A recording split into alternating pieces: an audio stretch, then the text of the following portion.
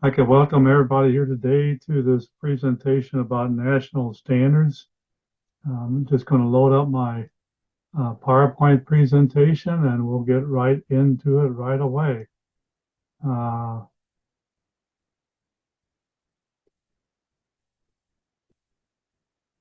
One of the things I've been asked to do because of some things that have been going on both nationally and also more recently in the state, I've been asked to talk about the future of traffic safety education, the role of national standards in driver education. This is based upon a presentation to a certain extent that was given by Tim Beckham at our state conference this past May, and I've been asked to provide a this presentation, but actually in a little bit more detail, a little bit different direction than what Tim gave you in May. And so I hope that you learn some things about national standards and what's going on in driver education. And because this is a pre-recorded presentation, uh, any questions you have, you're going to have to address them to me individually through email or some other format. And so I'm going to get into the presentation right now. And so here we go. An overview of this, we're going to talk about some of the recent driver education evaluations. We're going to discuss the national driver education standards. We're going to talk about some of the non-traditional driver education evaluations. We're going to look at what is being done to improve driver education nationally. And specifically, we're going to talk about some of the driver education standards. And we're going to take a look at two different, a group that has now been around for about 12 years right now. And we'll talk about some of the projects they're working on. And then we're going to take a look at the future of driver education and not spend too much time on this last topic. Take a look at young driver resources, which some people have asked that I include in this presentation. Why do we take a look at and discuss driver education standards?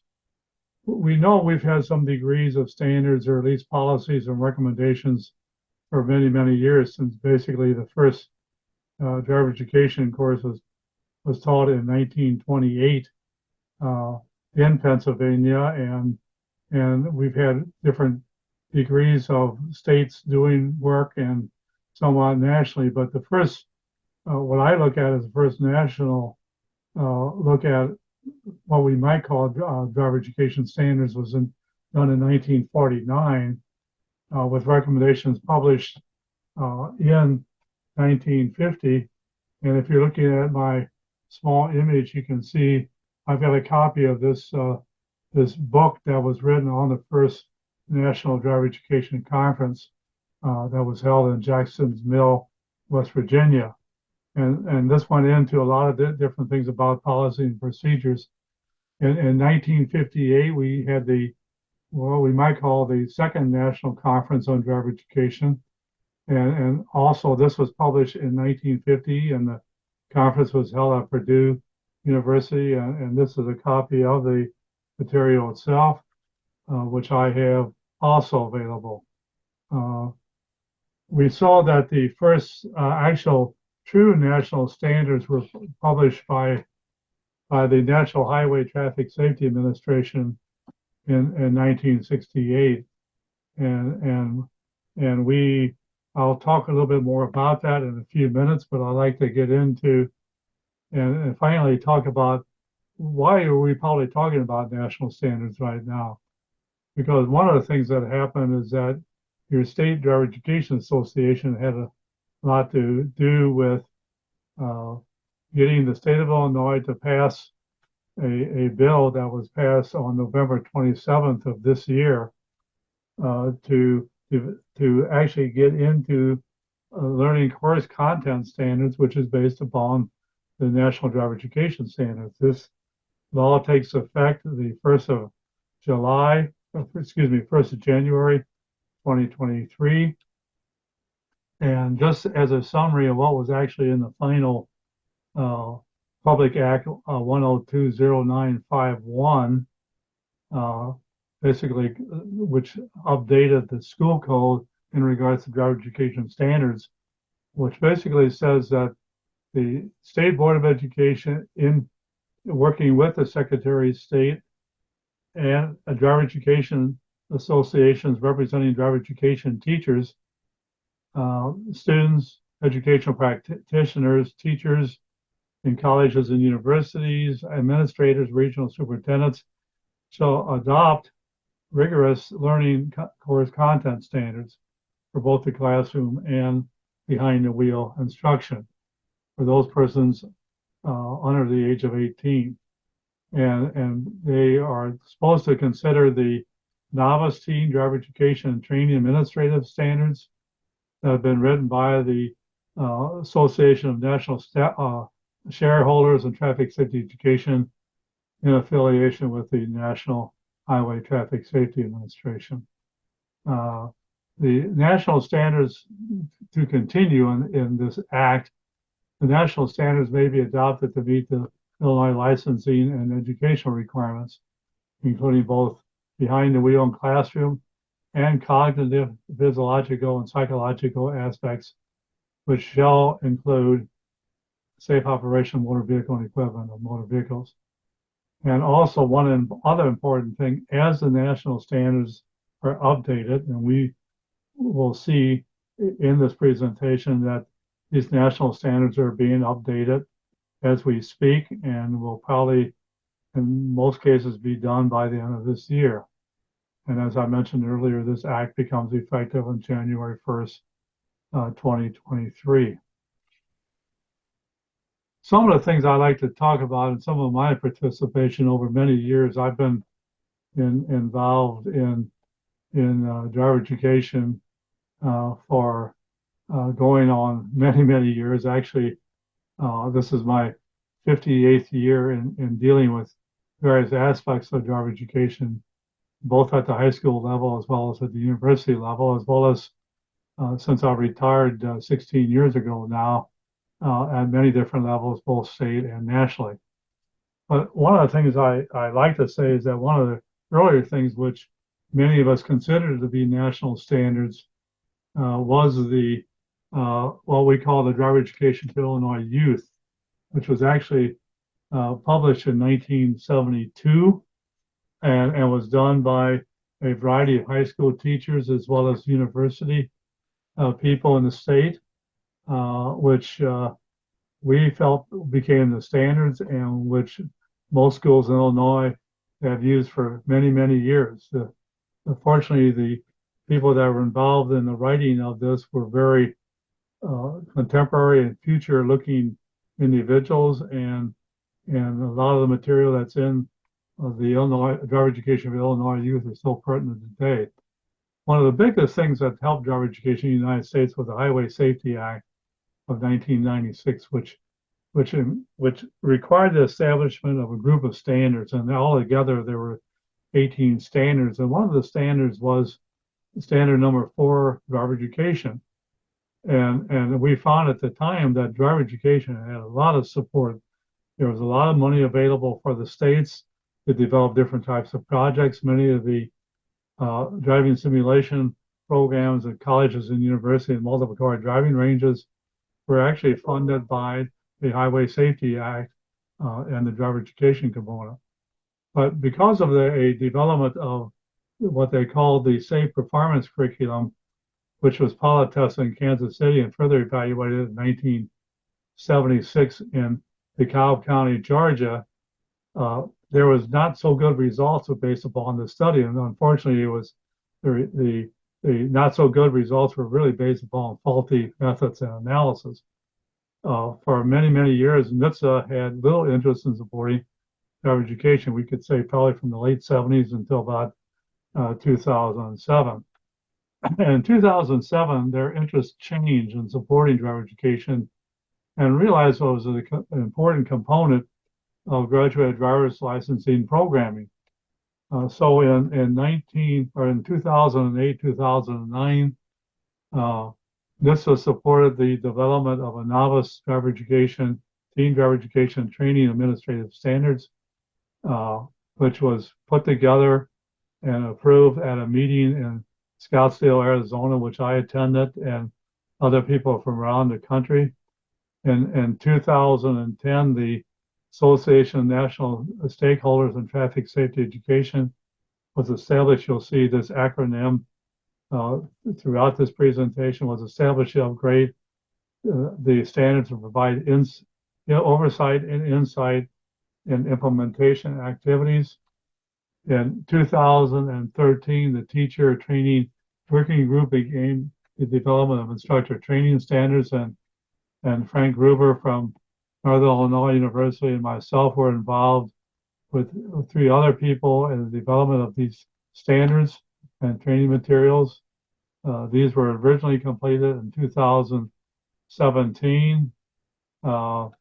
And also in 2017, the uh, novice teen driver education and training administrative standards were updated to incorporate both the classroom and behind the wheel delivery standards, online delivery and instructor training standards, and model training standards. Again, Frank Gruber and I were both involved in this entire process.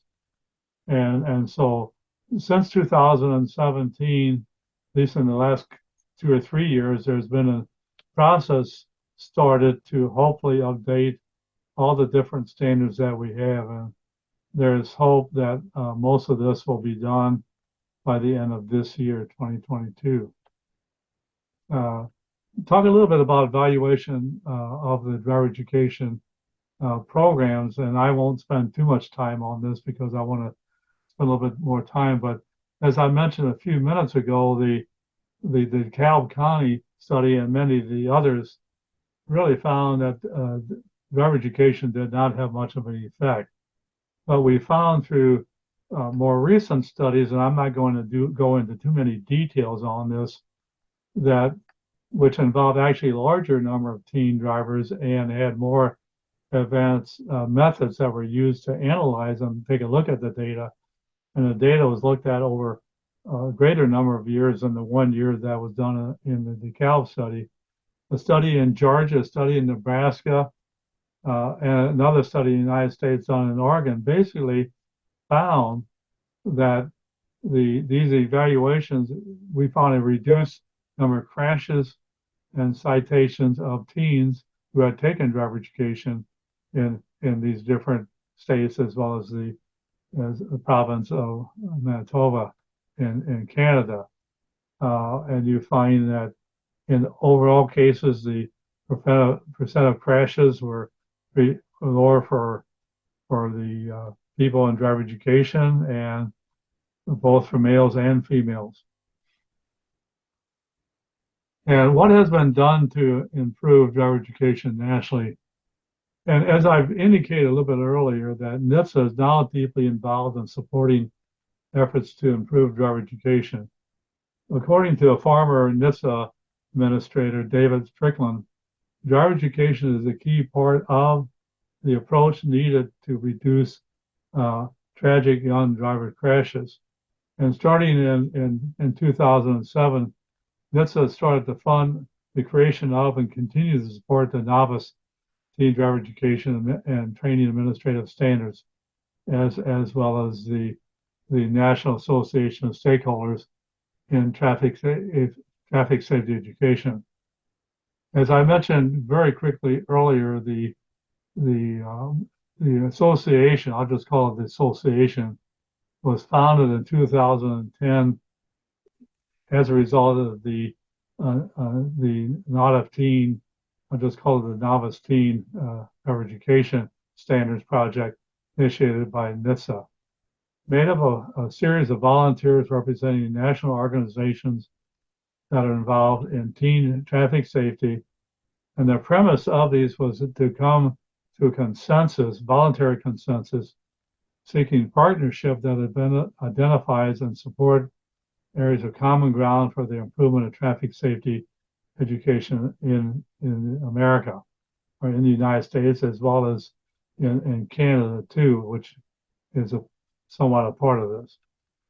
These are some of the members of the association, the AAA, the AAA Foundation for Traffic Safety, the Association for Driver Rehab Specialists, the American Association of Motor Vehicle Administrators, who are important because they're the ones that set up the standards for driver's license testing, the American Driver and Traffic Safety Education Association, the Driver Education and Training Administrators. This is the group that oversees the state programs in driver education around the United States. The Driver School Association of the Americas, these are the Commercial Driving Schools Association. The Governor's Highway Safety Administration, which is also a key component. This is made up of all the highway safety representatives for each state that are usually appointed by the governor of the state. And then from standpoint of research purposes, the Transportation Research Board. So all of these people or representatives from these organizations make up this group, which is a very broad-based, comprehensive group of people. And their mission is to promote implementation of the standards, maintain and update the standards, support, encourage, and strengthen the shared decision-making, and identify and make recommendations to the various groups, including the National Highway Traffic Safety Administration.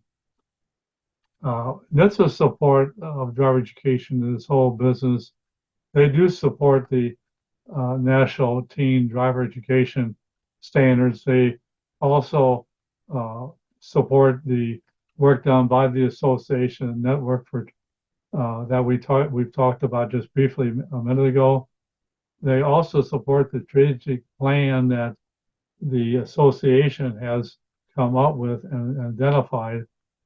They also promote the technical assistance for states. This is one component that many states don't realize is available to them. For example, in Illinois, if we wanted to have technical assistance about some aspect of our driver education program, the only thing we would have to do is ask the American or the Association for doing this whole work together, which has basically been contracted to the Highway Safety Systems Organization, which will come to your state or contact you through some other means and provide technical assistance if the state needs it. They also will work with states who want to have a driver education assessment. For example, Illinois had one some years ago, and I think it's maybe approaching 8 to 10 years ago now. I have been involved in the last year and a half in 3 different state assessments for other states, including the state of New Hampshire, the state of Maine, and the state of Rhode Island, which also I think all benefited from the things that were looked at. And also promote information sharing system, which they do have available through their website and through the other website mentioned there, the National Stakeholders Group.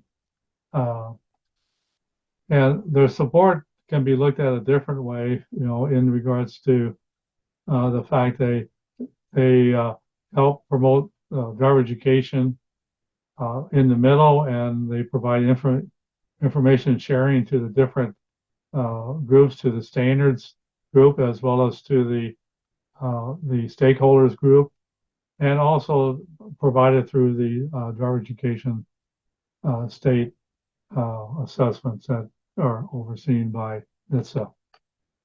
One of the big things and we're going back to the what I'll just call novice driver education standards. The standards were written, as I indicated earlier, and published in about 2010, and the standards have not changed in regards to what they covered. The standards have changed in regards to updating it, in regards to content and other information that needs to be done. But to give you a brief summary of what's in the national standards, and you'll see a copy of the front cover of the 2017 standards, which were updated from the 2010. The first one is called Program Administration, which takes a look at how the program is administered at the state level, who provides oversight, what type of record keeping is done by the state, and what do they have the schools and other programs keep in regards to record keeping. It includes program evaluation. How are the programs in the state, the higher education programs in the state evaluated? A big part of this, and it's becoming a more important thing, what data is being collected. Are we able to show, for example, that driver education is an effective program because of the fact that the state gathers data in regards to crashes and so on. And so that becomes very helpful. What kind of communications does the state set up to communicate with the various driver education programs, and what type of stuff is set up to oversee too what is being done in regards to communicating with parents and legal guardians. The second one deals with education and training, and this includes all the content standards, includes the classroom delivery standards, behind the wheel standards, and the online delivery standards. This is all very well cleared and made and specified in the standards of 2017. The one that I've dealt with at the different states is the instructor qualifications. What do the states require in regards to driver education that meet the standards that are listed in the instructor qualifications? And I'm going to break this down a little bit later on. But what does it do in regards to the teacher preparation program stages? And this just includes, this could include pre-testing in regards to driving, in regards to knowledge testing. This would include the courses that the instructors would have to take, and this would include any post-testing, both in regards to knowledge of the program. It would include a actual test of driving skills, and would also hopefully include a test on teaching skills at the end. And then also the model instructor training materials. Also, another important component in the standards is coordination with driver licensing.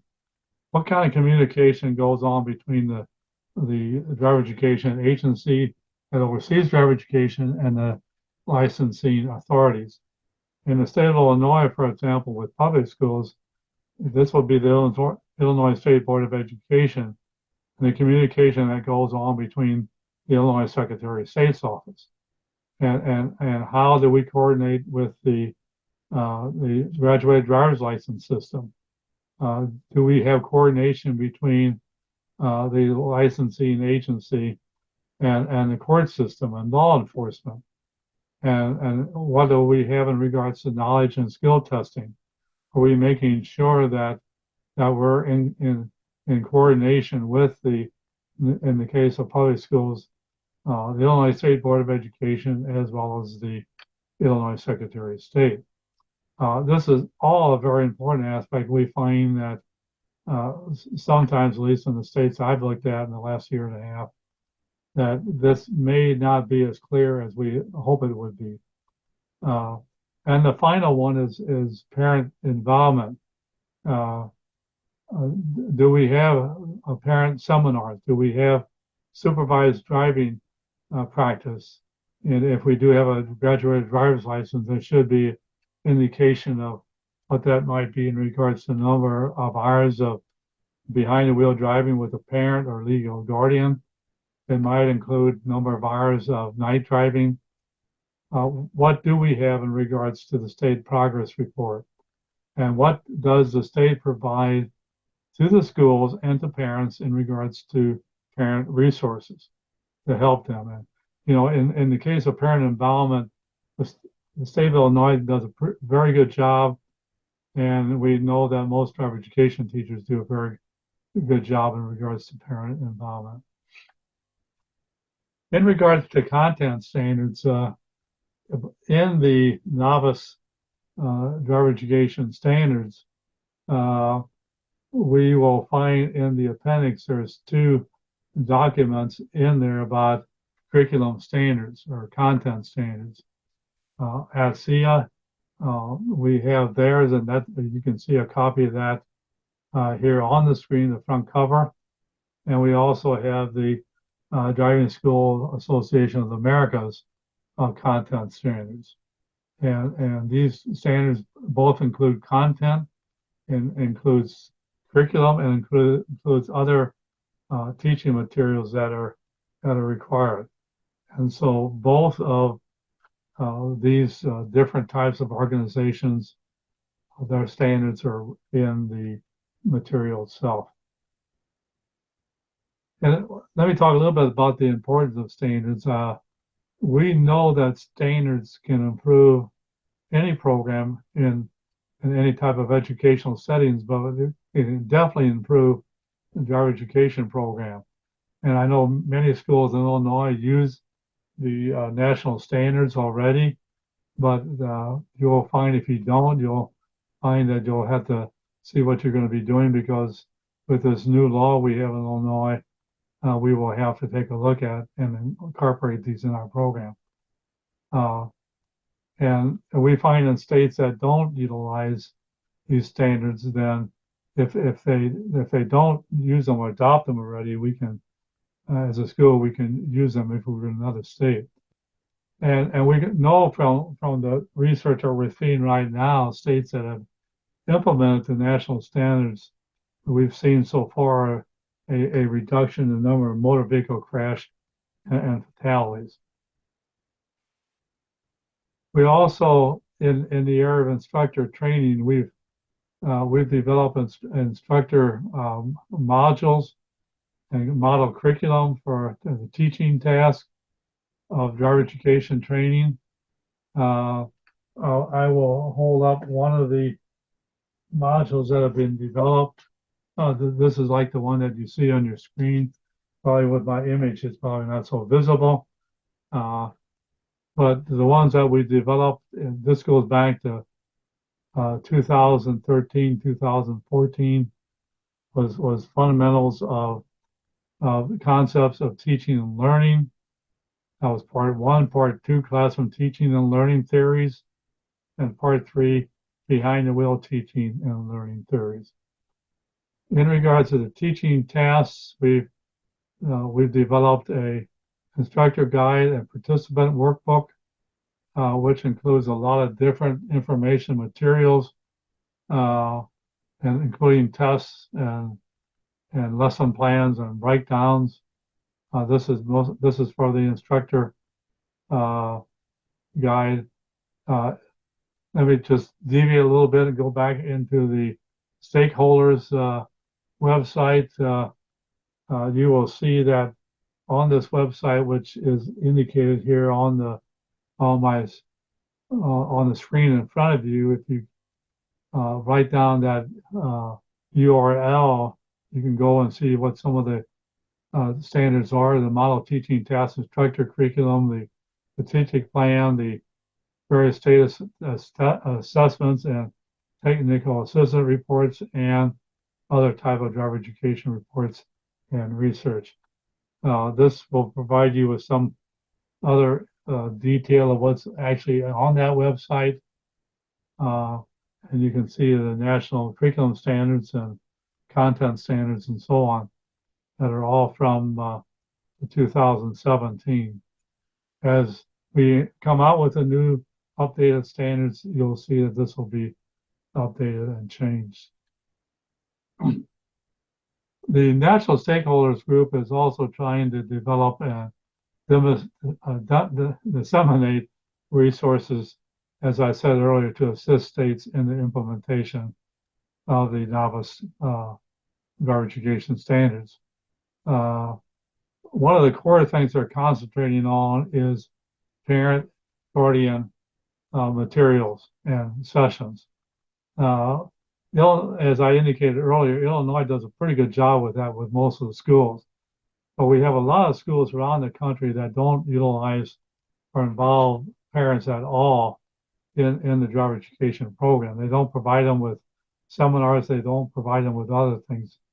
And the other big thing is the advanced driver education assistance technologies programs, which we'll talk about a little bit briefly in a few minutes. But those of you who were involved in the three seminars that I did last March and April via Zoom, you know what I'm talking about. Those of you, the few that attended the advanced driver education, excuse me, assistance program that Tim Beckham and I did at the state conference, you have an idea what I'm referring to there.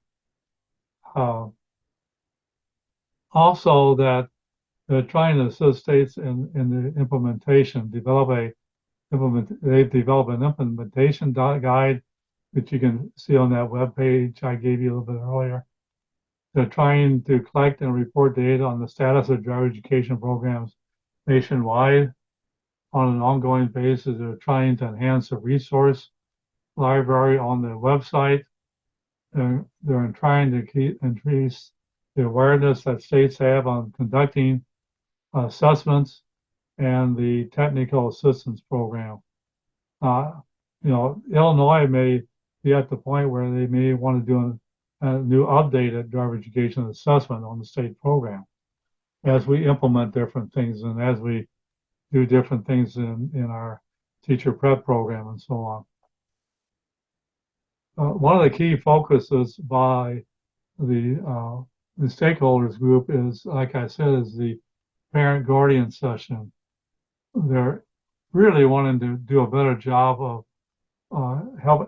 teaching the parents how to deal with the learning to drive process and ease the state's path towards implementation and provide a foundation for prevention of novice motor vehicle crashes.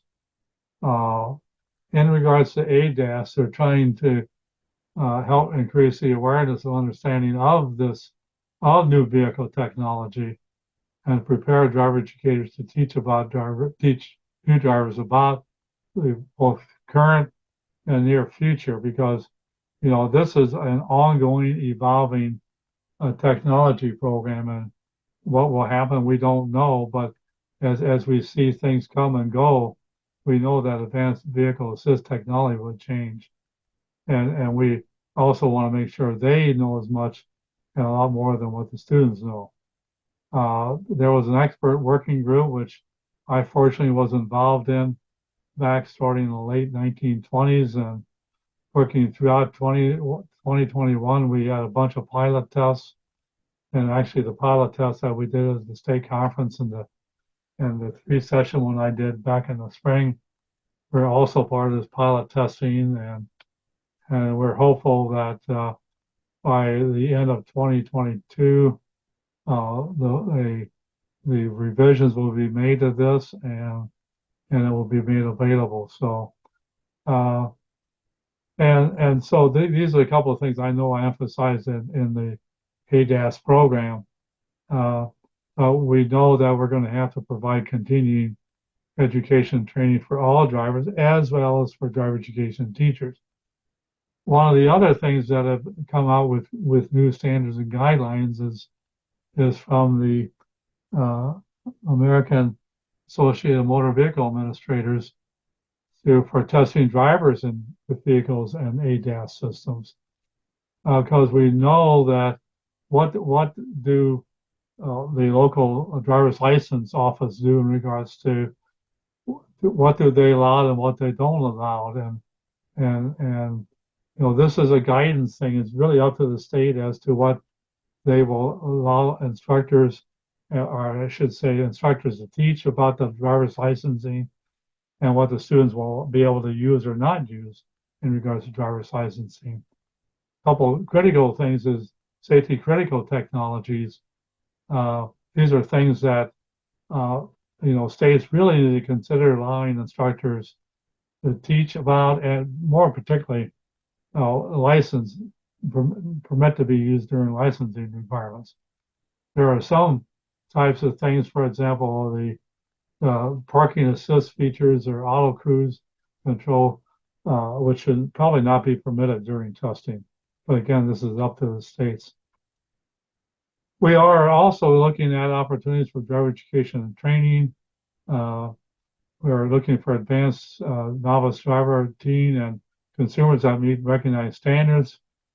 We're looking at increasing coordination between driver testing and driver education and training.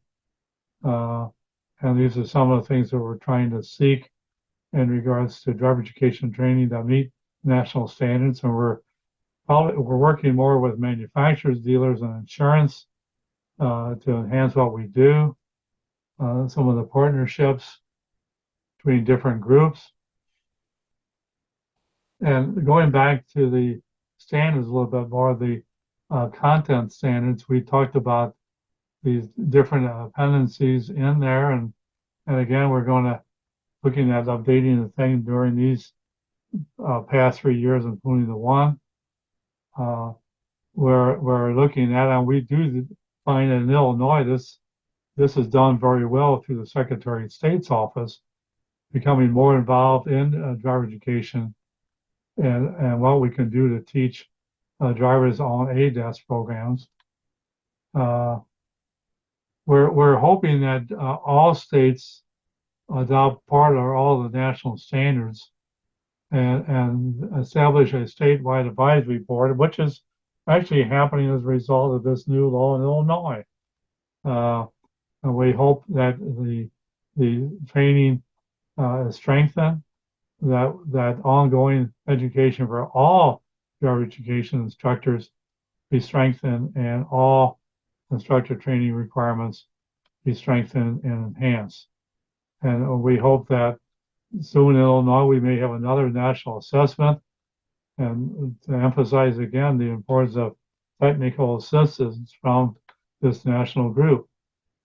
Also, we're hoping that all teens take driver education, and including incentives to take driver education. We all hope that parents become a part to learn the drive process with the ones I mentioned earlier.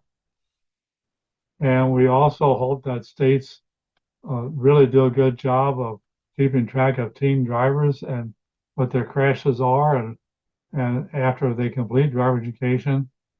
We also hope that the states are keeping track of those below the age of 18 that maybe did not take driver education if they were in a situation where they didn't have to, or took driver education when were never licensed until after age 18, to see what kind of effect that has. And we know in Illinois we've had a different requirement for those over age 18 that had completed the course but never got licensed until age 18. We also hope that states meet these things about having a uniform reporting system and reports completed electronically. And let me talk a little bit about the future of driver education. Teaching more about the vehicle technology, the new and existing drivers, focusing upon cognitive skill development. We do a lot with manipulative skills, but we need to enhance more what we do in regards to cognitive skills, psychomotor and perceptual and decision-making skills. Many states are looking at online driver education courses that meet the novice driver education standards.